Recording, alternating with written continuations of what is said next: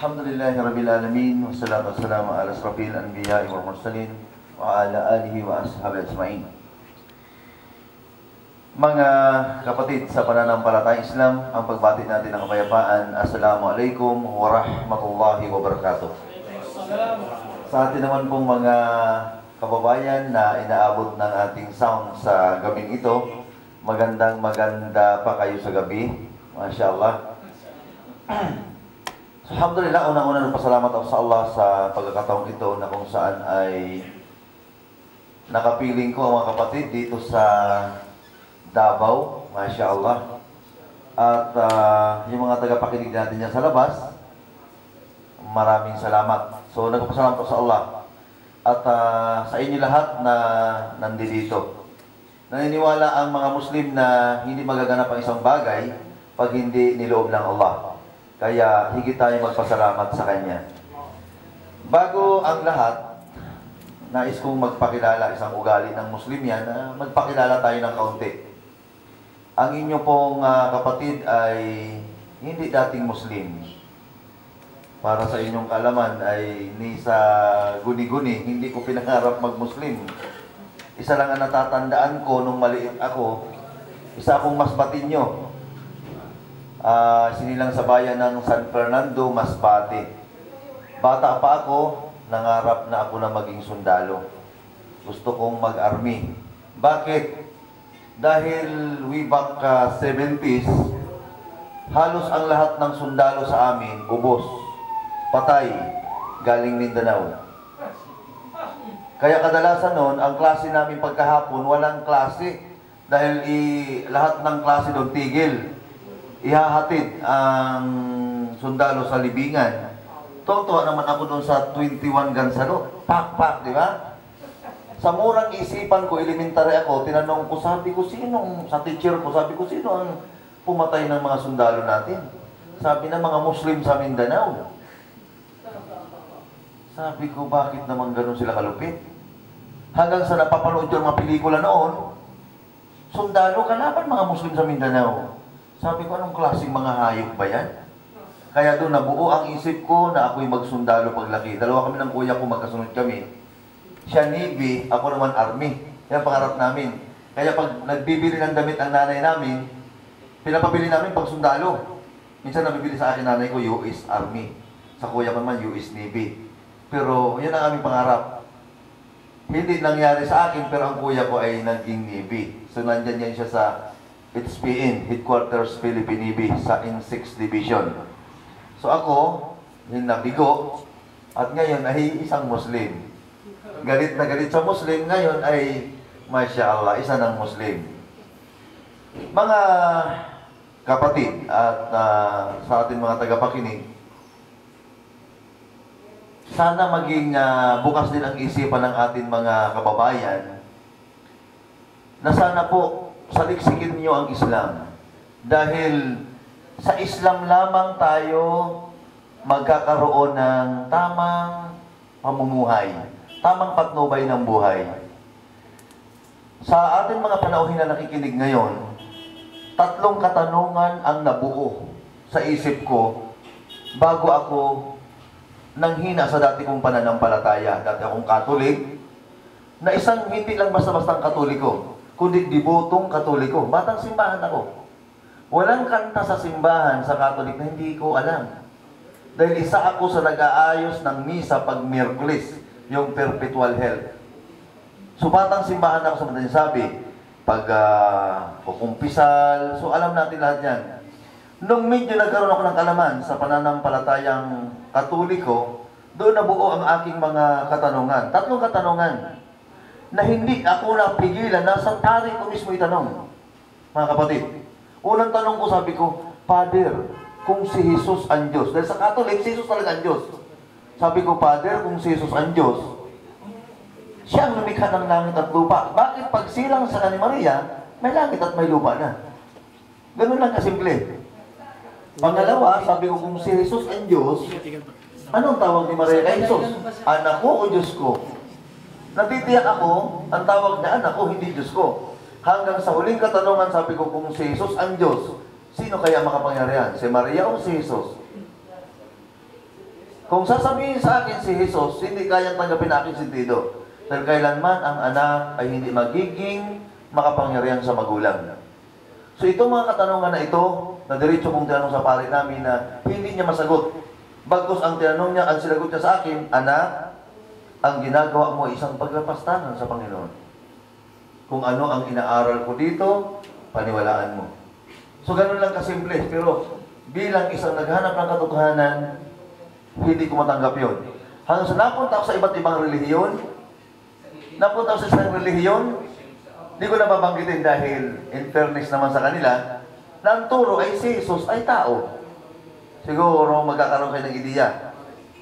Tao. Akala ko yun ang tamang relihiyon. Nung ako'y nandun sa ganung relihiyon. Tao, dahil talagang tao si Jesus.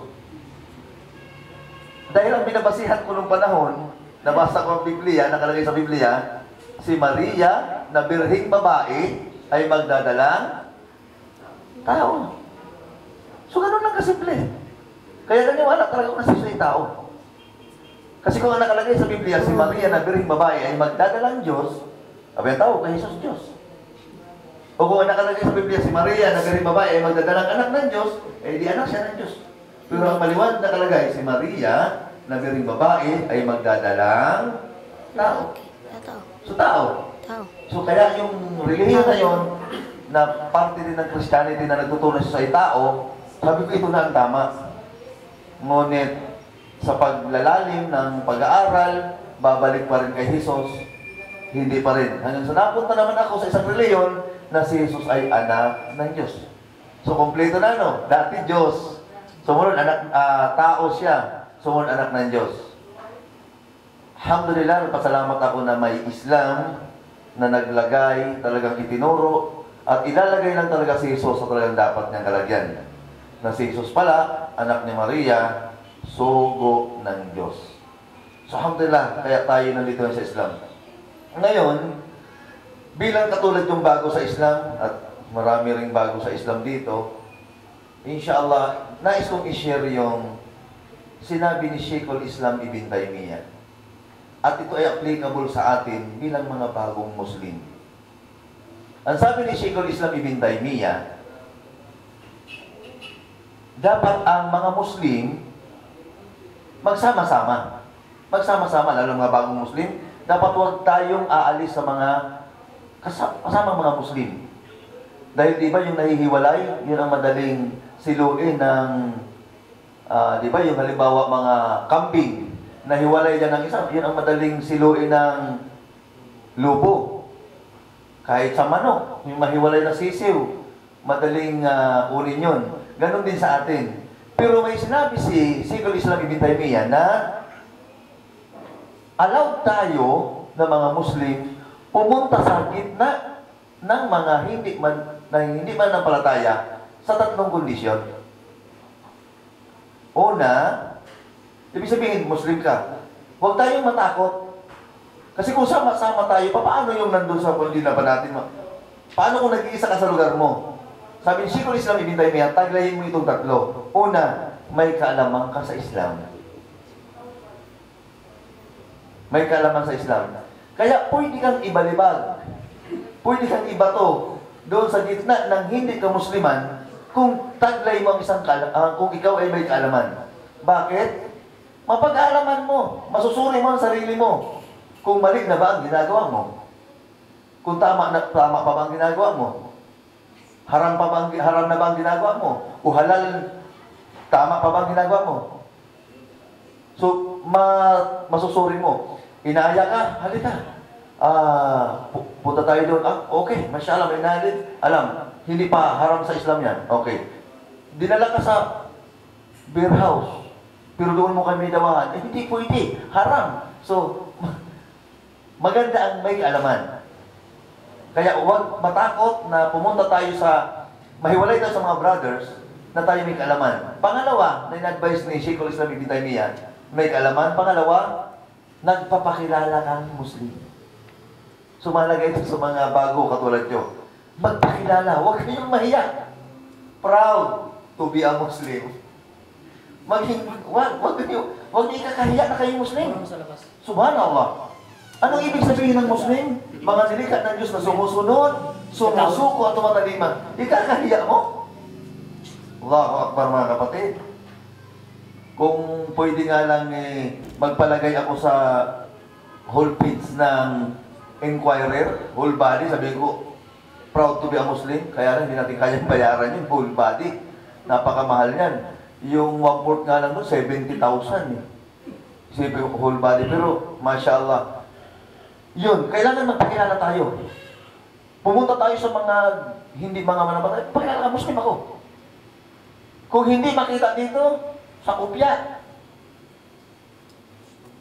magpakilala tayo. Kasi mga kapatid, pag halimbawa, nag-Muslim ka dito, o nag-Muslim ka sa Saudi Arabia, pag uwi mo, bakasyon ka, hindi ka magpakilala sa mga kamag-anak mo, uy, ililihim ko, nandiyan ako Muslim. Katakot-takot na problema yan. Hainan ka ng karning baboy, paano mo tatanggihan yan? Pero, high blood ako, hindi ba? Pwede sa akin. Hinainan ka ng alak. Ay, naku, mauubusan ka ng dahilan.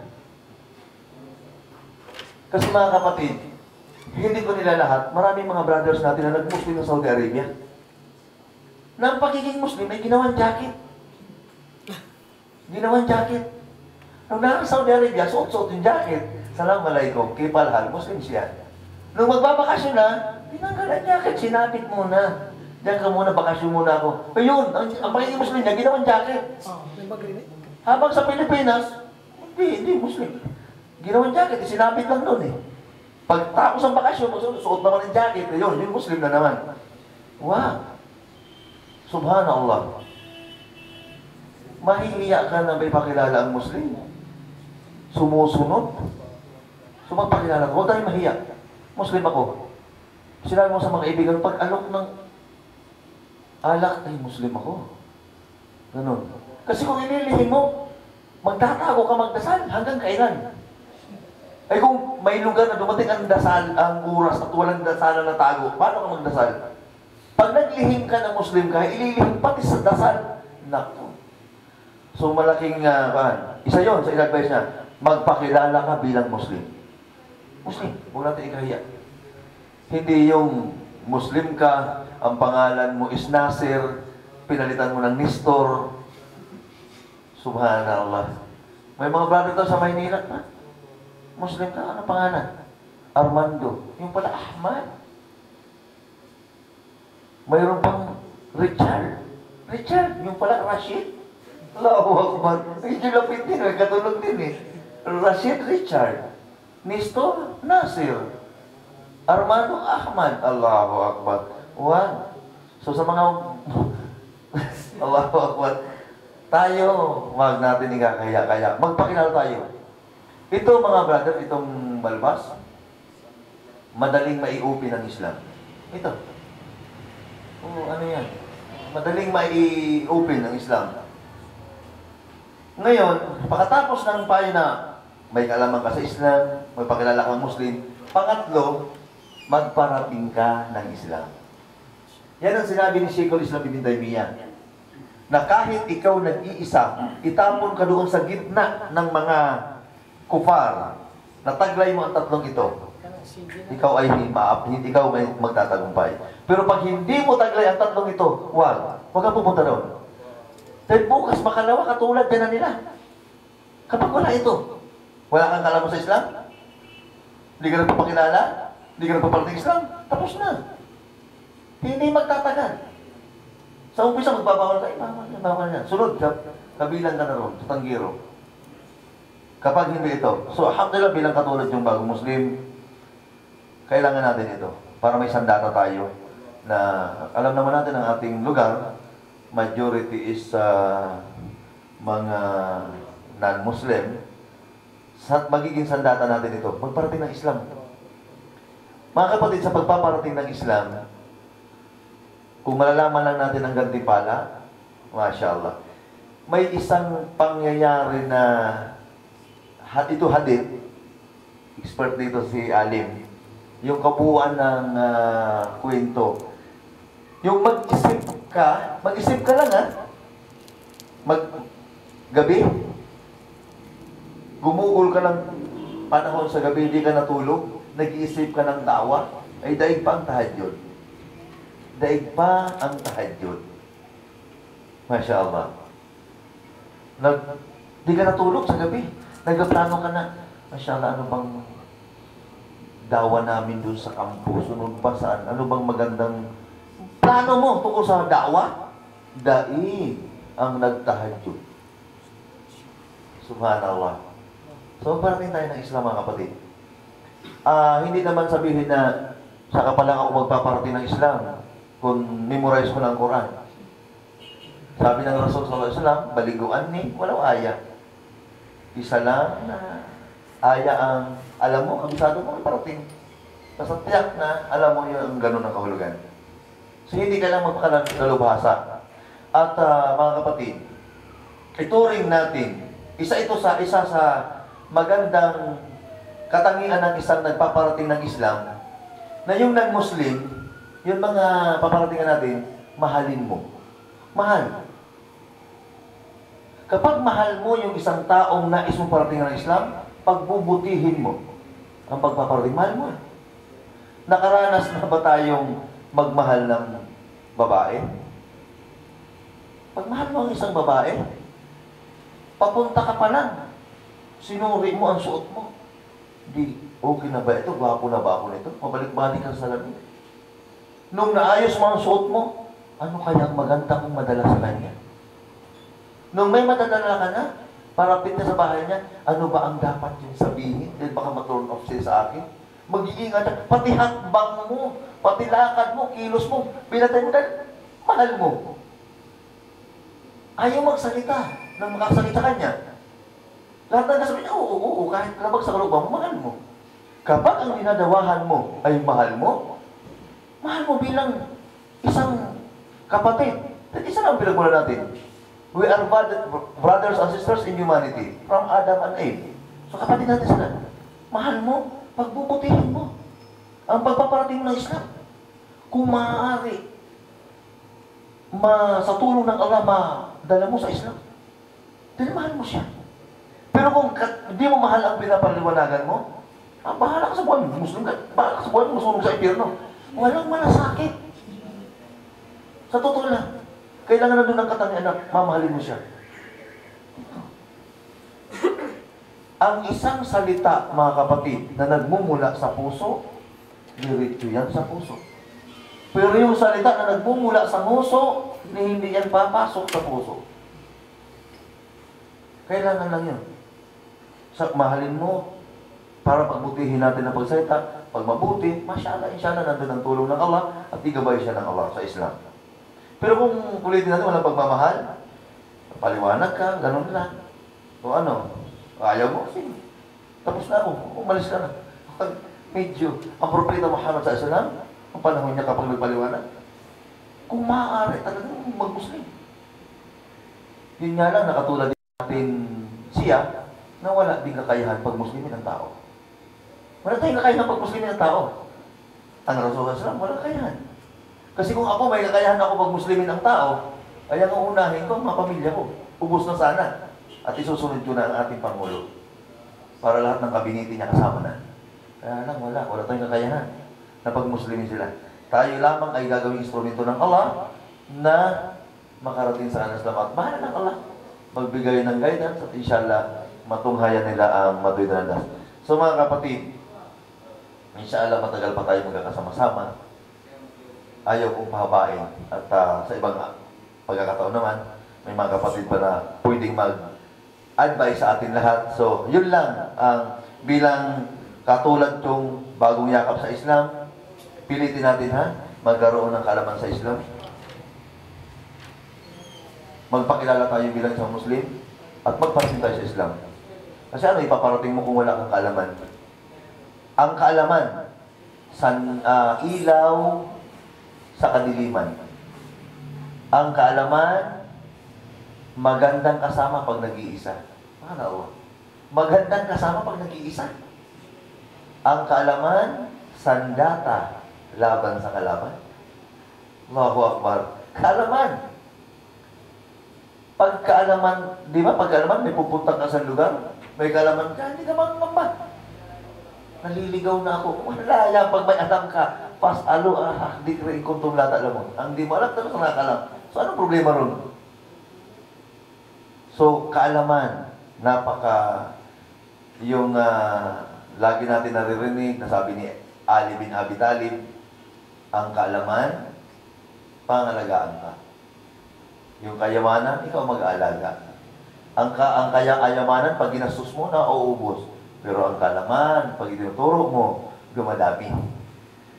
So maraming salamat mga kapatid sa inyong oras, pakikinig, at dalangin ko sa Allah na kung saan yung kahinaan natin, doon tayo palakasin ng Allah. Dagdagan ang ating kalaman sa Islam para malisan na natin yung pagiging ignorante natin sa dati nating pananampalataya. Ihiling din natin sa Allah na tayong mga Muslim ay ilayo sa mabigat na pagsubok. Ang karamihan ng mga Muslim, katulad ng balik Islam, na sana ang mga pamilya nila ay gabay din sa matuwid na landas. Maraming salamat. Assalamualaikum warahmatullahi wabarakatuh.